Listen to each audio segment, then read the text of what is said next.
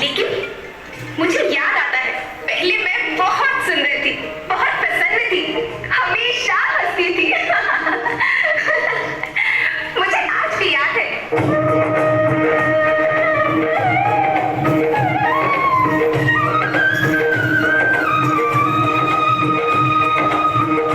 पुराने जमाने में आप लोग ही तो थे जो अपनी माँ के रखवाले थे। आप लोग प्राकृतिक खेती करते थे। आप जानते थे कि प्राकृतिक खेती परंपरा भी है, जरूरत भी है, और फिर हमारी सभ्यता में तो प्रार्थना भी धरती कल्याण की है।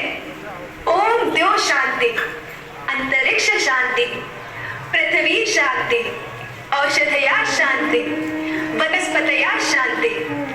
ओम शांति, ओम शांति, ओम शांति, सबका कल्याण।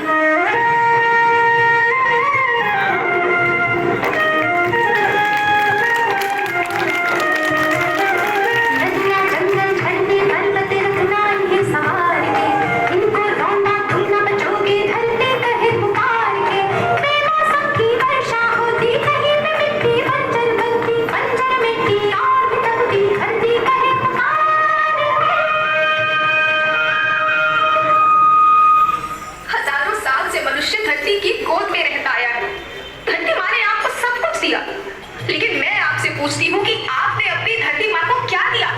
ये जहरीले रसायन, अप्राकृतिक खाद जो मिट्टी को बंजर कर रहे हैं, उर्वरकता को बर्बाद कर रहे हैं। आप अच्छी पैदावार के लालच में जो रासायनिक खाद अपने खेतों में डाल रहे हैं, वो अभी तो लाभ देगी, लेकिन लंबे समय में उसी रासायनिक खाद का नुकसान है। रासायनिक खाद जहर समान है, जहर समान। और तो और फसल में पानी की खपत भी बढ़ गई है, जिससे खेती की लागत बढ़ रही है और पानी का स्तर जमीन के काफी नीचे जा रहा है।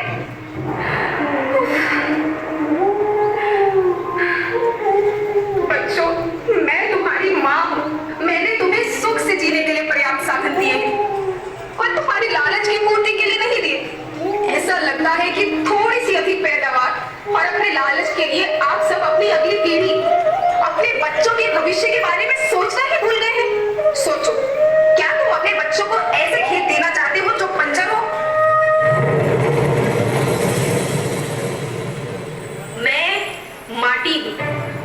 माँ होना मेरे नाम में बसा है। पोषण करने के लिए ही मैंने जन्म लिया। करोड़ों साल तक धरती पर सांसों की डोर आगे बढ़ाई, पेट भरा जब सबका, तभी मैंने संतुष्टि पाई। वो माँ हूँ मैं सबकी, जिसने जन्म न देकर भी जीवन संभव बनाया। अन्नदाता मेरे पुत्र किसान, तुमने ही तो इसमें मेरा साथ निभाया। दिन रात सींच पसीने से मुझको हर मुंह तक रोटी पहुंचाई।